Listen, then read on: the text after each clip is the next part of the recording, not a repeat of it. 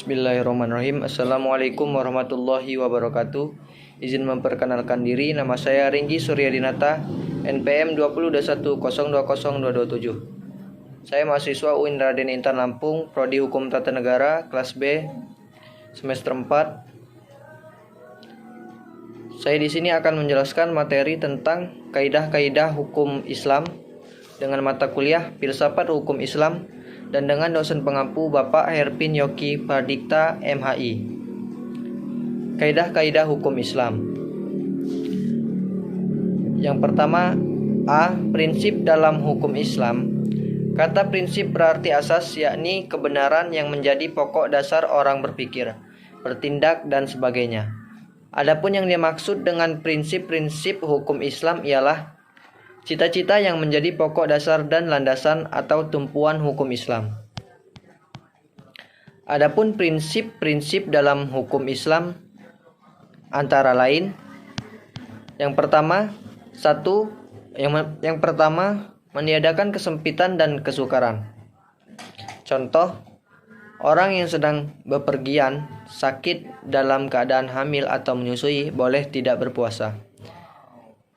Yang kedua, orang yang tidak kuat berdiri untuk mendirikan sholat, maka ia boleh melakukan dengan duduk.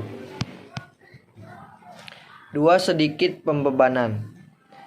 Prinsip ini mengisyaratkan bahwa pembebanan syariat atas manusia memang ada. Akan tetapi syarat yang diturunkan atau dibebankan itu diterima apa adanya tanpa mempersalahkan atau mempertanyakannya yang dapat menimbulkan kesukaran dan pemberataan atas pundak mukallaf terhadap kewajiban agama yang diembannya. Prinsip ini dilandasi oleh firman Allah dalam surat Al-Maidah ayat 101.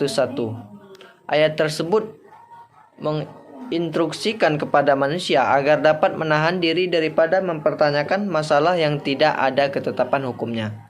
Misalnya pada waktu peraturan perundang-undangan belum diketahui, dan agar permasalahannya untuk sementara dibiarkan dan kemauan permasalahan itu dipecahkan melalui kaidah-kaidah umum demi memberikan kelonggaran pada manusia. 3. Bertahap dalam menetapkan hukum. Al-Quran diturunkan secara berangsur-angsur, bukan sekaligus. Sebab mengingat potensi manusia yang sangat terbatas, hingga ketika ada ayat yang telah diturunkan kemudian dipahami, barulah ayat lain diturunkan.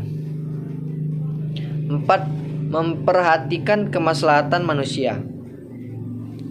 Dalam penetapan hukum selalu didasarkan pada 3 sendi pokok, yaitu hukum ditetapkan setelah masyarakat membutuhkan hukum-hukum itu. Hukum-hukum ditetapkan oleh suatu kekuasaan yang berhak menetapkan hukum dan memudahkan masyarakat ke bawah ketetapannya. Hukum-hukum ditetapkan menurut kadar kebutuhan masyarakat. 5. Mewujudkan keadilan. Manusia menurut pandangan Islam adalah sama baik di hadapan Allah maupun di hadapan hukum, tanpa ada melihat kepada tinggi rendahnya suatu jabatan seseorang, tua maupun muda, melainkan seoptimal dan semaksimal apa yang telah ia perbuat dengan hukum Allah itu sampai mendapat predikat takwa. Kaidah dalam hukum Islam. Kata kaidah secara etimologi berarti asas.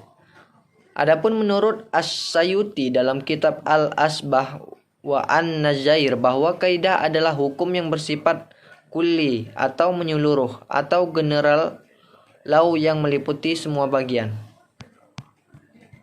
Macam-macam kaidah hukum Islam, yaitu 1. Kaidah asasiyah. Segala sesuatu perbuatan tergantung pada tujuannya. Adapun kebiasaan itu dapat ditetapkan sebagai hukum. Kemudaratan itu harus dihilangkan. Yang sudah diyakini tidak dapat dihapus oleh keraguan-raguan. Kesukaran itu mendatangkan kemudahan. 2. Kaidah khairu asasiyah. Walaupun kedudukannya bukan sebagai kaidah asasiyah, namun keberadaan tetap didudukan sebagai kaidah yang penting dalam hukum Islam. Karena para fuqaha sepakat akan kehujahan kaidah ini. Adapun kaidah-kaidah ghairu asasiyah ini ada sebanyak 40 kaidah yang dapat kita ketahui dalam kitab Al-Asibah wa An-Nazair karangan Imam Jalaluddin Abdurrahman bin Abu Bakar As-Sayuti. Kemudian ditambah lagi dengan 68 kaidah yang terdapat dalam kitab Al-Majalatul Al-Ahkamil Adiyah yang telah disempurnakan oleh Mustafa Ahmad Azharka. Tujuan hukum Islam. Kajian tentang maksud tujuan ditetapkannya hukum dalam Islam merupakan kajian yang sangat menarik dalam bidang ushul fikih. As-Satibi mengatakan bahwa doktrin maqasid al-syariah adalah kelanjutan dan perkembangan dari konsep maslahah.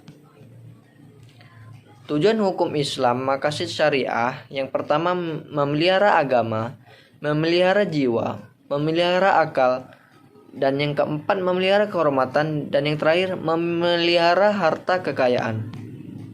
Itulah materi yang dapat saya sampaikan, lebih dan kurang tolong dimaafkan, dan kepada Allah saya mohon ampun. Wabillahi taufiq wal hidayah. Wassalamualaikum warahmatullahi wabarakatuh.